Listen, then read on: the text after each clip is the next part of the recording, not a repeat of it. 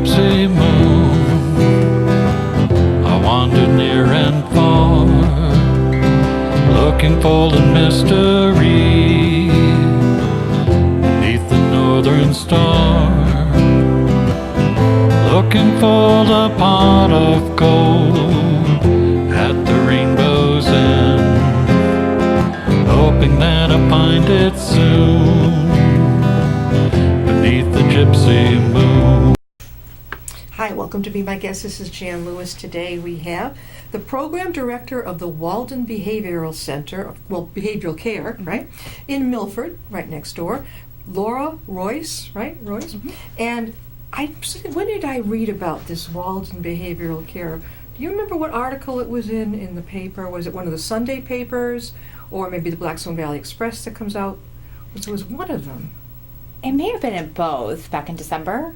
Could have been, yeah. And I thought, this sounds really great. A lot of us moms, I think a lot of the kids, when the ADHD thing came to be the soup du jour in the 90s and the mid-90s and the early 2000s, a lot of the kids were having trouble just coping, and the teachers didn't know what to do. Tell us about Walden Behavioral Care. How long has it been there?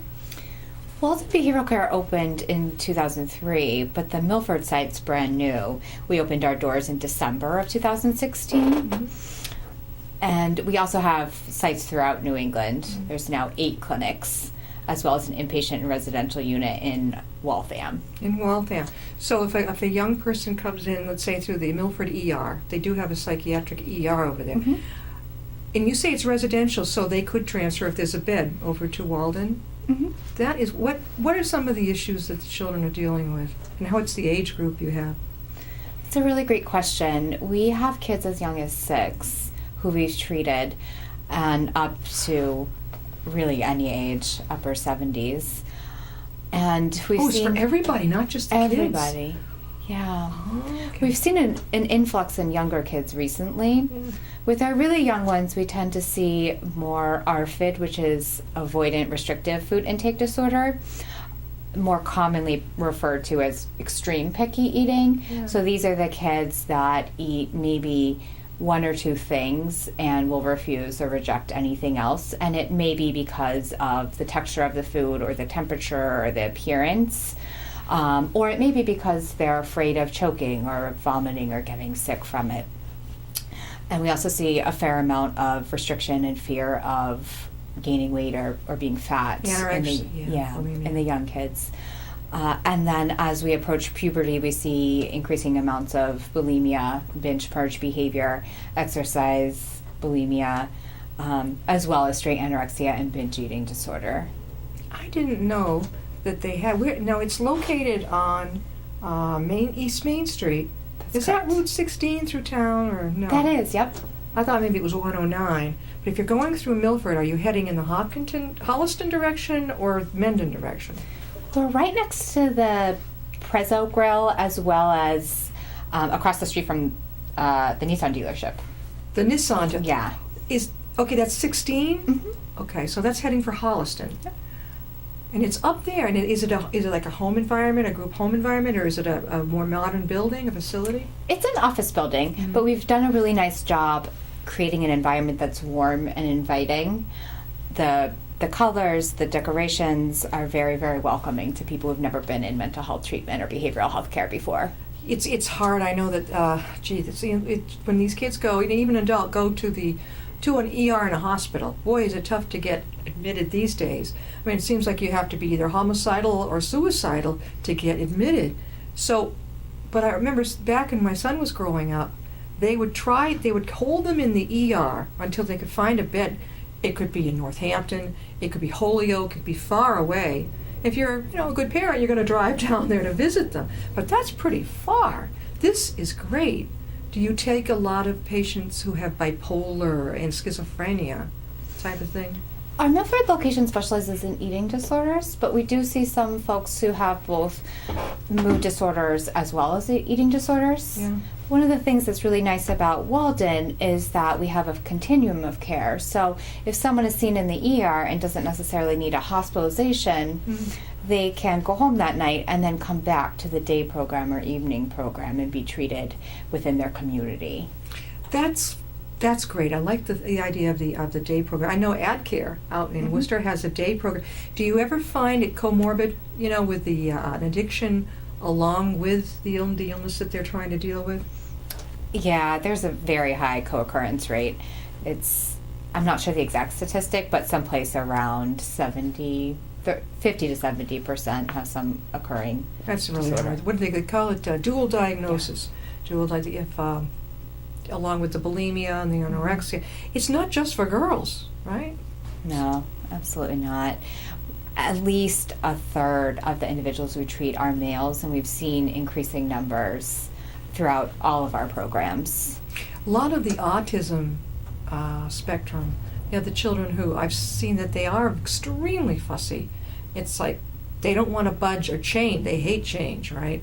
And they don't. Is that part of the eating problem that you see? Like they only eat one or two things?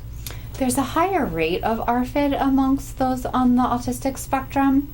We see a fair number of kids, but there's also other things that play into it. So a kid that struggles socially or may be someplace on the autistic spectrum may be bullied, and then bullying is a risk factor for developing an eating disorder for low self-worth. Yeah. So there's a lot of things that could be happening. But yes, the sensory issues that come with being on the autistic spectrum often lead folks into our direction. Do you have a nurse and a doctor on board over there, or the whole staff is social workers or nursing? We're a very interdisciplinary team. We have dietitians, psychiatrists, and psychopharmacologists, social workers, and mental health counselors who are there every step of the way. And there's how many beds do you have?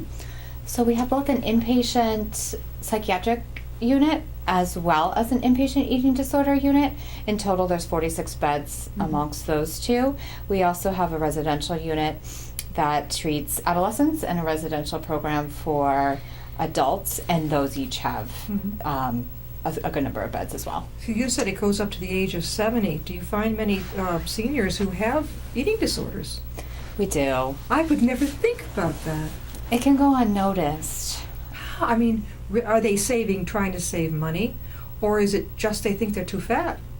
Combination of both. So some of them may have had eating disorders going back to their teens or time of puberty that have either gone undiagnosed or have they've received kind of mediocre treatment. When we look historically at the way eating disorders were treated, treatment was very hard to access. So there's some of those, and then some that have been in treatment on and off and have really struggled with getting to a place where they're stable in their eating. It's kind of hard to imagine reaching 70 and still coping with it. It's, as you said, probably their earlier treatment just didn't cut it. Do a lot of people fight going in if they have to be residential? A lot of kids will say, "Oh, I'm not going in there." Especially even an older person, "I'm not going in there," but they need to. Unfortunately, there's still a stigma with eating disorders and mental health treatment in general, and yes, it can be very, very difficult. But it also would be difficult for any of us to stop everything that's going on in our lives and put it on hold and go into a hospital setting. It's very terrifying, right? I'm no longer in control of my food. I'm no longer in control of what time I'm taking a shower, when I'm going to the bathroom, or is someone supervising me. And we really try hard at Walden to make the experience the best that it could possibly be for our patients. So we're very patient and client focused. We're very focused on making sure the family has the most information on what's going on and that they're a part of the treatment. And that we are warm and welcoming and friendly and really allow the client to drive the treatment. They know themselves best, and we want to work together with them as a team. Are there a lot of, I always stress fun activities to do, to kind of distract, to have something fun to do during the day, if they're residential, or even if they're, not residential? We love to have fun, and I think that's an important part of the healing process.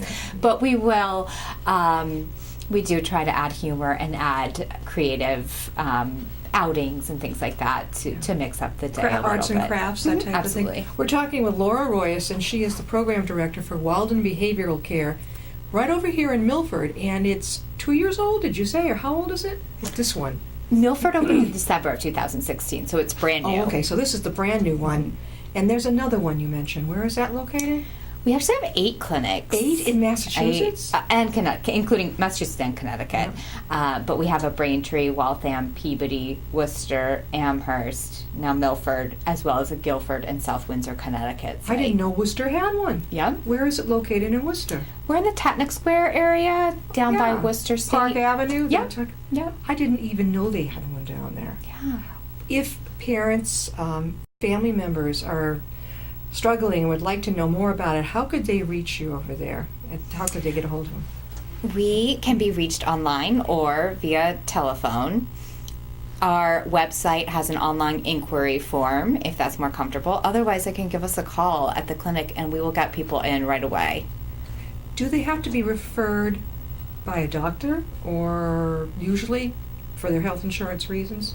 Nope, they do not. They can call us directly and we will usually coordinate with the doctor to make sure we have the most recent medical information, but a referral is not required. And you do an intake, an eval, you bring the person in.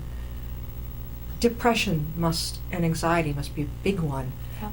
The medication aspect of it, they take care of that too if the person needs it. We have psychiatrists and psychopharmacology on site. When did Walden first get founded? Do you remember? Do you know? We opened our doors in 2003. So It's we're still new. almost 15 years old. Not quite. Yeah, it's still pretty new because I never heard of it. So I'm trying to think. So that's how I'm quick doing the math. That's about 14 years ago, Yep. roughly. Yep. See, my son would have been 10. I never even heard of it. But how long has the Worcester branch been there? We opened in 2011. All right. So- yeah. And you say you take all different ages, so there is no. This is not just for the teens and the No. 20-year-olds. This is for everybody. Everybody. Besides eating disorders, anything else that you will help with over there? That's our primary focus, but eating disorders don't occur in a vacuum. So most of our patients have something else going on. Oftentimes it's trauma or PTSD, depression, anxiety, OCD, substance use. And we will really work with the whole person and make sure we're treating all of these different components. And the family, that's so important. Hugely important. Sometimes they'll have a family who'll just dump them, and then they don't come to visit. They don't really, they don't know how to enact with the counselors, or they don't want to reenact. And then the person goes back home to that environment. That's got to be tough. Do you have to kind of investigate that too? We really try to work with the family. Historically, in mental health, parents were blamed for a lot. Oh, yeah. You were too rigid, or your kid is suffering with X, Y, and Z because of your parenting. Sure. And that is definitely not the case. And we really try to get parents in and take all of the blame or their perceived blame away and allow them to be part of the treatment process, because that's when the outcomes are the best, is when they're involved. Now, not everybody has family that's willing or able to come in, and sometimes family lives far away. And in those situations, we try to help them identify a support network. So who can be their surrogate family at this point, or who can be in their support system that's going to help them along this process. Are all the counselors, or many of them, such as an ad care, in recovery themselves? Not necessarily. No, they don't have to be. No. Where did you go to college to study? I did my social work and my training in North Carolina at University of North Carolina at Chapel Hill. What did you major in there? I was actually an American Studies major with a Japanese minor. Oh. And I was always fascinated with people. I thought I was going to study American culture and then go abroad and Yeah. be an ambassador of some sort in Japan. But throughout the process, I realized I'm very interested in people and their stories. And one of my goals was to live in all of the different regions of the U.S. so I had a better understanding of American culture and how that plays out in different parts. I only planned to be on the East Coast for a short period, and here I am, Yeah. 8 years later, still here. Where do you live? Do you live in Milford? I live in Central Mass. Central Mass. Okay, so you're not far from all this. It's not too bad of a commute for you. No. No, that's really good. And you have 2 little children, Mhm. 2 little ones. That's got to be hard to go to work and have the kids at the daycare, right? Is that? Yeah. Good. That's good. I know that when my son was growing up, I vowed not to work outside the home if I could. So what I did is I said, you know what? I used to be a nanny when I was single. And there was a family locally, their mom had passed. They had 2 little kids. And one of his teachers approached me and she says, Jan, you ever think of getting back into doing what you used to do because we could maybe use you? I said, yeah, as a matter of fact, that would be So I ended up bringing them as part of my family. We could go to their home every day. I'd bring them back and forth to school, the doctor, everything. I'd be working sometimes 12 hours a day, whatever. But at least I could be there for my son. And I don't know if he appreciates it. I think he probably was jealous. He's like, why are you bringing these other kids? He was an only child. I thought I was doing a good thing. Like, well, you got a surrogate brother and sister, and mommy can work at the same time. I don't think he got it. I don't really. Maybe someday he'll understand. But I know that a lot of the kids in his group who went to the residential schools for their behavioral issues, like I said, we hadn't heard, I think just missed, well, no, he was 10. Why hadn't we heard about Walden? We heard about a place there was one in Worcester. Oh, what's the name of that thing? It's a residential, I can't think of the name of it. I think it's for all problems that the kids are having. But again, not like yours. This was just basically for the kids. I'm amazed that I think it's wonderful that it's all age groups that you're taking over at Walden. We do separate, so our kids aren't interacting directly with the adults. We tailor our programming to be age appropriate. So our adolescents come in after school, and our adults are on different nights of the week and at different times because the programming looks very different. Developmentally, a 12-year-old understands things in a different way than a 25-year-old. Yeah, or a 70-year-old. Yeah. It's a whole different thing. Do you, in the building, if it's residential for the person, are the older people in a different wing and the younger ones in a different wing, or do they ever all get together? No, our residential program is actually in Waltham. Both our Worcester and our Milford sites are ambulatory programs, meaning people come during the day or at night and then go home.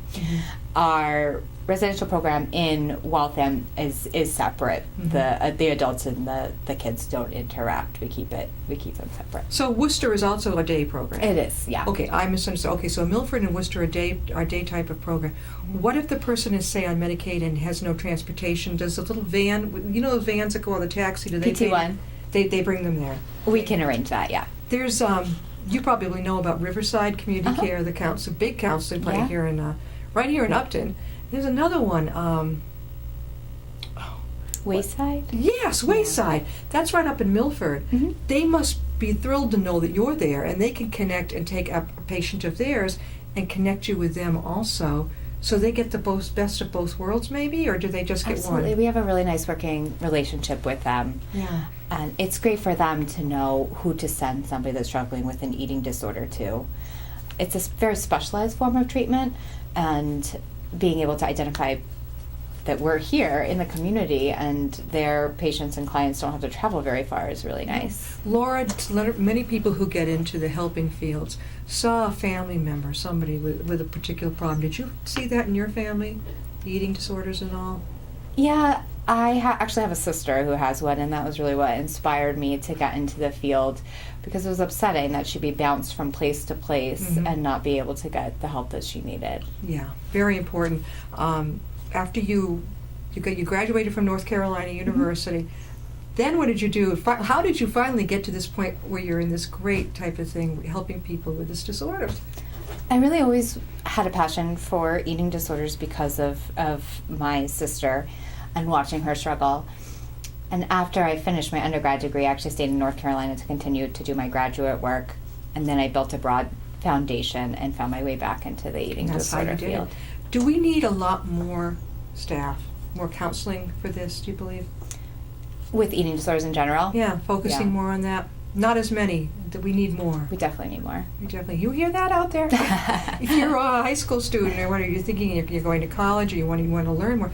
If they don't want to go to college, is there a program that the person, if they want to become a staff member and help with this, a counseling, do they have to go to college, or could they be a mentor in one of the places? You know, there's a lot of different roles, and I really believe that there's a role for everyone, regardless of one's background. And I think there's different ways to get involved, but contacting us would be a great way to start. We're talking again with Laura Raias, and she is the program director of the Walden Behavioral Care over in Milford, which is outpatient, but there is an inpatient residential over in Waltham, Worcester and Milford are day programs. They're day. Do you ever look for volunteers? You know, we don't have a great avenue for volunteers just yet, but Walden Behavioral Care has a sister company or nonprofit that's Walden Center for Education and Research, and they often are working on volunteer opportunities and have different events going on. Yeah, it would be great. Let's like in the hospitals where you can request volunteer in hospitals. You can request a certain department that you're interested in. Let's say maternity. Yep. It's sort of like you're almost mentoring if that's a field that maybe you want to go in later. I'm thinking since we need so many more people, professionals like yourself, going into this field, what better way than to get your feet wet and maybe mentor under yourself or somebody else, kind of follow you around. You know how the med students follow around? Oh, yeah. Yeah, right, okay. Something like that. And then get the interest up more. Mm-hmm. Do you ever bring speakers over to the local high schools about this type of thing? We do, and we have a You- really nice prevention program that You will do. go to schools and work with the staff as well as the students. We also have a really nice partnership with a lot of the local colleges, and right now we have in between Worcester and Milford alone 2 interns who have expressed interest in the eating disorder field. Unfortunately, the eating disorder field is underrepresented in a lot of mental health training programs and at the university level, but it's getting better. It really is, and I think the general public has a slightly better understanding than maybe 10 years ago, and that's helping pique the interest in coming into the field and getting research done and whatnot. I can see the school nurses needing to know, also senior centers.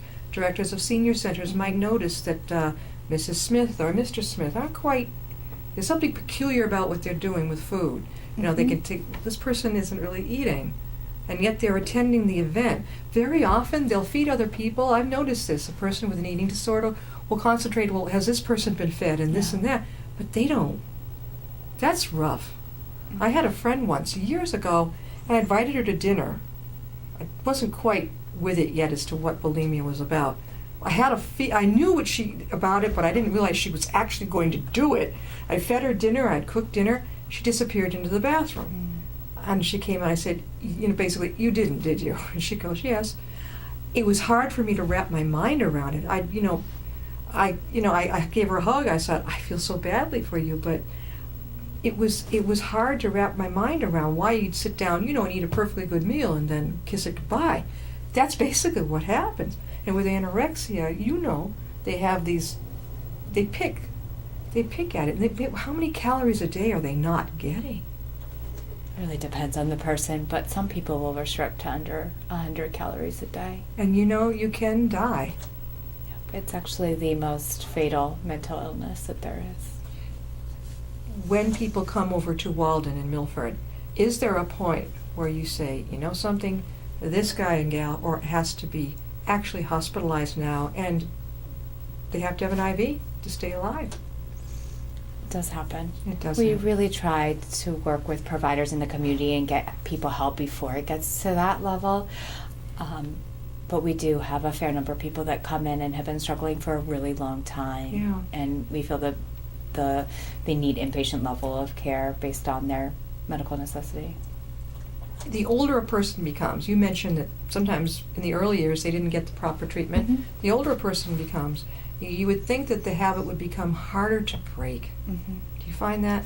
We do. We try to employ in those situations a harm reduction model. So we're really working on getting to someone to a place where their symptoms are managed, possibly instead of completely gone, depending on how long someone's been struggling and where they are. It has to be, I can only imagine, but it has to be very, very difficult to get somebody to eat if they don't want to. They don't want to, they can hide it. They probably have to go through checks, like are they just pocketing the food, and stuff like that, right? We really try to employ a strengths-based approach, so we don't want to assume that someone's hiding food. However, we want to provide a supportive meal environment to where staff are right there for help, and that we are coaching them through the meal so that they don't need to be hiding something. It is very, very difficult, especially in the beginning stages of treatment, for someone to begin eating again after a long period of not eating It can be physically uncomfortable. There can be a lot of digestive issues that Gas, come up, yeah. constipation. People are higher risk for refeeding syndrome. For what syndrome? Refeeding syndrome. So it's something that can happen as someone Refeeding? begins to eat again after being in a period of starvation. And Does the stomach shrink? Does it actually? and there's muscles throughout, and as somebody continues to restrict, then the muscles are weakening. And especially the longer someone has been sick, the higher the risk of medical complications. But when we go back to your question, it is very hard to get someone to eat, and there's this dialectic between I don't want to eat and I have to eat to stay alive, and we really that's our starting point, but we have to get them to the point where they're eating enough to stay alive. I know I read an article about Prince William's wife. I can't think of her name. Duchess. Kate. They have found the Band-Aids on her. She's got Band-Aids, which you'd think she wouldn't do if there was no problem. On her knuckles look worn, and there's Band-Aids around it. I didn't know it, but they use that to make themselves throw up. I didn't know that. And they are concerned about her. She looks like a stick. She looks... What if a family member, people are watching right now, or if you're a friend, a family member, and you suspect that a friend of yours is going downhill and has really got an eating disorder, what are some of the things to look for? It really depends. So the misconception is that you can see an eating disorder by somebody being thin, but not all eating disorders can be equated with thinness. So in straight anorexia, you may see somebody avoiding meal times, somebody picking at their food, or cutting out food groups. So somebody who used to love protein, for example, may become a vegan, and this is somebody that may have hated vegetables previously. Right. And a certain level of irritability and obsession with food. So interest in recipes that seems excessive, and cooking for other people but not eating themselves, or doing other things to feel full without eating. So excessive water or gum or black coffee, and changes in mood. It's impossible to be starving and not depressed or anxious. I can't even go to bed without a bedtime snack. I can't do it. Even if I'm reading till 1 or 2 in the morning, and I start to get there, I'm like, I gotta eat. I can't go to bed on an empty tummy. I can't imagine living that way with that awful, awful feeling. Yeah. And other things to look out for would be changes in exercise patterns. So oftentimes eating disorders start as a genuine interest in wanting to be healthier and exercising more, and in some people it becomes extreme. Other signs may be disappearing to the bathroom after a meal, or turning down social events that food might be involved in, suddenly calorie counting, or weighing and measuring food. I'm trying to think. Those are probably ones that are most notable, but others might be just increased talk about one's body, or staring at one's body, changing clothes multiple times before leaving the house. Thinking they're fat when they're not. I know our beloved Princess Diana, she was a very sick girl. And when I see Duchess Kate, I'm thinking, boy, I hope she's not following the same path. Because it's got to be tough. You have 2 little babies to take care of, too. We've got about 2 minutes left. Laura, how can people reach you at the program? The best way to reach us is by phone. We are available Monday through Friday in our Worcester and Milford offices at 508-796-5797. Otherwise, our Waltham office is open 24 hours, 7 days a week, and they can be reached for admissions at 781-647-6727. And we can also be reached online at www.weldonbehavioralcare.com. So if you have a loved one, or even if you think yourself, if you think, look, I've had it, I know I have a problem, whatever, with the eating disorder, don't be shy. Just pick up the phone. You can at least chat, ask about it. Absolutely. And we're happy to give tours. We're happy to meet with people before they need to commit to any programming. Oftentimes that's helpful. Does insurance pay for it? Yep. There you go. Can't get any better than that, right? Give it a shot. You get a chance to live again, to have your life back. Thank you, Laura, so much for being on the show. Welcome. Thank you. We'll see you next time. I'll be my guest. Riding on a shooting star, heading out toward a dream. Tomorrow's even closer than it seems.